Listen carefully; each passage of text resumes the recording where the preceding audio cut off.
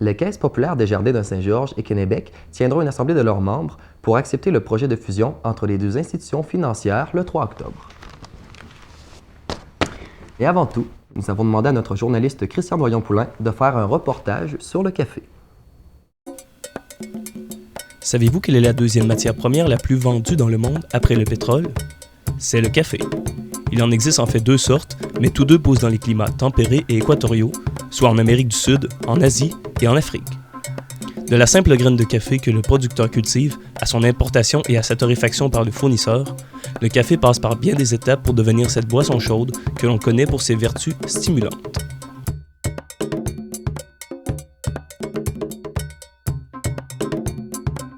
L'histoire ne nous dit simplement pas que pendant son processus de transformation, le café n'enrichit réellement que les torréfacteurs qui achètent cette denrée agricole à un prix ridicule.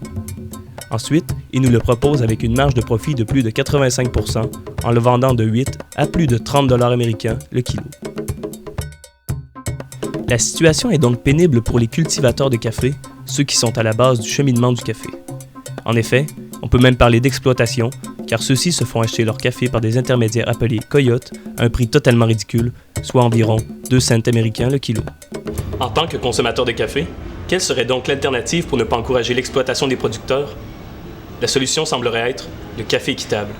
Mais qu'est-ce que le café équitable?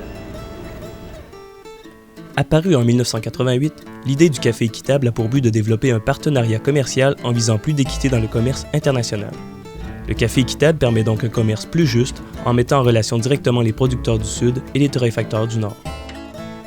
Le cheminement du café et la répartition des profits du café équitable et du café normal diffèrent à plusieurs niveaux. Tout d'abord, le prix du café normal est géré par différents facteurs, tels la fluctuation boursière et la répartition du profit dans les intermédiaires de sa production. Le café équitable, lui, est géré par une coopérative certifiée qui s'assure que les paysans ne sont pas exploités en leur assurant un meilleur salaire, en plus de respecter leurs droits fondamentaux. Par exemple, les profits engendrés par le café normal pour les paysans s'élèvent à 4% du coût global, alors que la coopérative du café équitable leur assure au moins 12% de ce coût. L'un des principaux problèmes dans le commerce du café est qu'entre les producteurs et les consommateurs, plusieurs agents économiques influent sur la fixation des prix. Pour contrer ce problème, les coopératives retirent les intermédiaires superflus qui entrent dans la fabrication du café, tels les coyotes. Enfin, le café équitable contribue au développement durable des ressources en préservant l'environnement et en proposant un bon produit. Cependant, cette alternative n'est pas encore bien connue des consommateurs et plusieurs distributeurs ne l'offrent pas ou ne veulent tout simplement pas l'offrir. Moi, je mets un doute un petit peu. Je dis pas que l'action est pas bonne. Je dis pas que l'action aurait pas une certaine place dans le développement, etc., etc. Maintenant, le jeu du marché, il faut comprendre c'est quoi l'échange. Hein? Le café équitable, c'est pas le café en soi qui est important dans ça. Je crois que c'est plutôt le mouvement équitable qui est important. Il faut arriver à les rendre plus petites, plus simples, de façon à ce que la communication avec le producteur puis le consommateur soit plus directe. Le tissu, c'est pareil, le coton, etc., etc. T'sais. Équitable, on peut en douter un peu. Je dis pas qu'ils font pas des bonnes choses, là, mais je dis qu'il faut peut-être vraiment vérifier leur travail et la raison d'être de cette façon-là. Mais qu'est-ce qui garantit que le café est réellement équitable? Pas grand-chose, sauf le logo d'une coopérative qui assure de verser une plus grande partie des profits aux cultivateurs. Mais peut-on vraiment se fier à ces logos?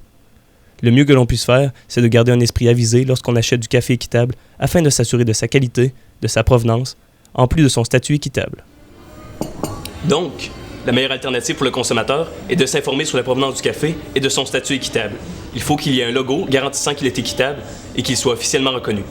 On assure ainsi un meilleur lendemain aux agriculteurs, tout en dégustant un excellent breuvage.